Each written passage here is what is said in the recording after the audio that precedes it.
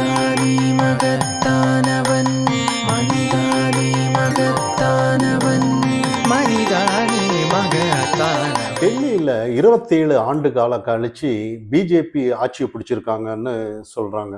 ஆனால் உண்மையிலேயே இந்த வெற்றி வந்து சாதாரணமாக கிடைச்சிருக்கா அப்படின்னு பார்க்கலாம். அதை இதுக்கு முன்னாடி வந்து காங்கிரஸ் ஆண்டு இருந்தாங்க. ஆனால் இருந்தாலும் அதை தாண்டி அவங்கள தோற்கடிச்சு ஆம் ஆத்மி கட்சி பெரிய லெவலில், அதாவது அந்த காலகட்டத்தில் 2015 அந்த காலகட்டத்தில் 70 தொகுதிக்கு 67 தொகுதி ஏதோ வந்திருக்காங்க. அதே 2020 கூட 62 தொகுதியில் அவங்க வின் பண்ணியிருக்காங்க. ஆனால் இன்னைக்கு வந்து 25 தொகுதி 24 தொகுதி வர்றதுக்கு காரணம் வந்து உண்மையிலேயே மக்கள் வந்து நல்லா புரிஞ்சிருக்காங்க ஆட்சி எப்படி இருக்கு என்ன ஏதுன்னு.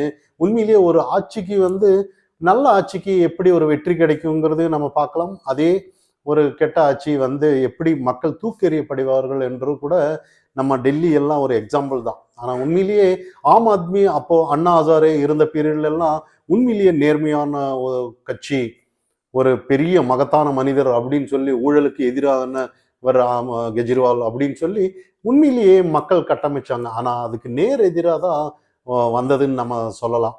நிறைய இப்போ தேர்தல் பிரச்சாரத்துல எல்லாம் மோடி அவர்கள் ஒரு வாட்டர் பாட்டில் வச்சுட்டு பிரச்சாரத்துக்கு போனார். அதாவது நீங்க குடிக்கிற தண்ணி பாருங்க.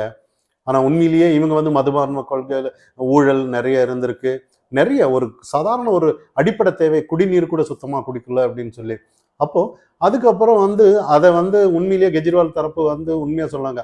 ஹரியானாவில இருந்து யமுனா அந்த தண்ணி வருது, அதுல வந்து கெமிக்கல் கலந்துக்கிறாங்க, அதனாலதான் பொய்யான ஒரு சில செய்திகள் எல்லாம் நிறைய வந்துச்சு. ஆனா நிறைய விஷயம் வந்து இன்னைக்கு வந்து அவர் நின்ன பகுதியிலேயே 4000 சில்லற 89 வாக்கு வித்தியாசத்துல அவர் தோத்துருக்கிறாரு பிஜேபி கேண்டிடேட்டா.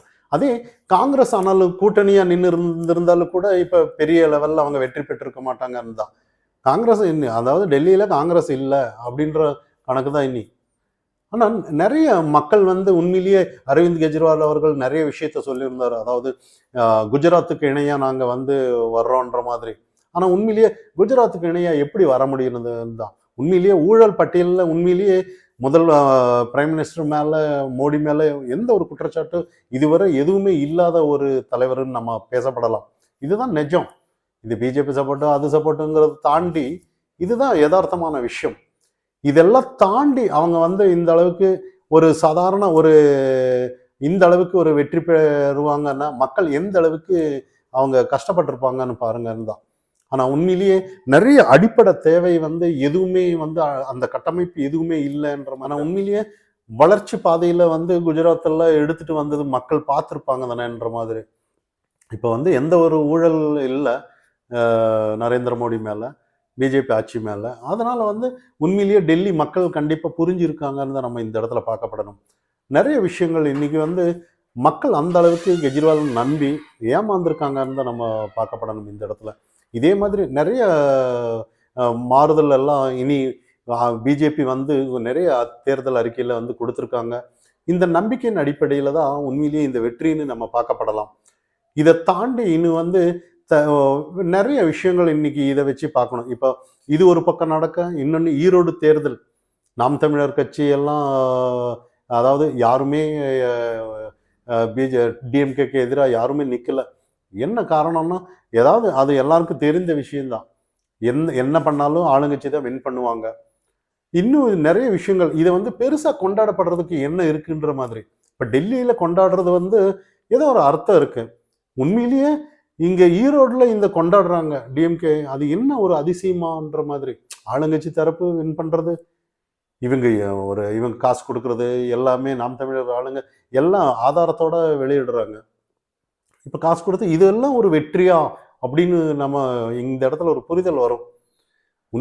உண்மையான வெற்றிங்கிறது மக்கள் உண்மையிலேயே தெரிஞ்சு, உண்மையான வெற்றிங்கிறது இன்னைக்கு டெல்லி தான் பார்க்கணும். இதெல்லாம் ஒரு வெற்றி. யாரும் ஆள் இல்லாத ஒரு இடத்துல டீ கடை வச்சு டீ ஆத்தினா எப்படி இருக்கும், அந்த மாதிரி தான் இன்னைக்கு ஈரோடு தேர்தலை பார்க்கப்படணும். எதிர்க்க யாருமே இல்லை. நாம் தமிழர் கட்சியெல்லாம் அவங்க பொருட்டாவே படுத்தல. அப்படியே நாம் தமிழர் இருந்தாலும் கூட நாம் தமிழருக்கு உண்மையிலேயே பெரிய வெற்றி இந்த நம்ம மக்களுக்கு, அதாவது ஈவேர மண்ணில் வந்து எதுவுமே பண்ண மாட்டாங்க, அதாவது ஈவேரா மண்ணில் வந்து நின்று நீங்கள் பிரச்சாரம் பண்ணி பாருங்கன்னு சொன்னாங்க, போய் பண்ணியிருக்காங்க. நிறைய சீமானுக்கு எதிராக நிறைய குரல் எல்லாம் இருந்தது. இருந்தாலும் அவர் போராடி நேராக போய் மக்கள் உண்மையிலேயே வரவேற்சிருக்காங்க தான். உண்மையிலேயே பெரியார் மண்ணில் வந்து உண்மையிலேயே பெரியார் நல்லா வச்சு செஞ்சிருக்கிறாருன்னு புரிஞ்சிக்க வேண்டிய விஷயம்தான். இருந்தாலும் இதெல்லாம் ஒரு ஆக்கப்பூர்வமான விஷயமானு தான் நம்ம பார்க்கப்படணும். மக்களுக்கு என்ன இதனாலன்ற மாதிரி. மக்களே இப்போ பெரியார் விஷயமே மக்களுக்கு இதனால டிரான்ஸ்பரண்டாக தெரியுது. இதெல்லாம் ஒரு பேசி இன்னும் தமிழகத்தில் அரசியல் செஞ்சுட்டு இருந்தோம்னா எதுவுமே நடக்காதுன்ற மாதிரி தான். இதே இந்த டெல்லி விஷயம் வந்து எல்லாருக்கும் ஒரு முன்னுதாரணமா இருக்குன்னு நம்ம பார்க்கப்படலாம். உண்மையிலேயே அடுத்தது வந்து கண்டிப்பா 26ல வந்து தமிழகத்தில் ஏதோ ஒரு மாற்றம் கண்டிப்பா வரும்னு நம்ம இதெல்லாம் வச்சு நம்ம பார்க்கப்படலாம். மனிதானி மகத்தானவன் மனிதானி மகத்தானவன்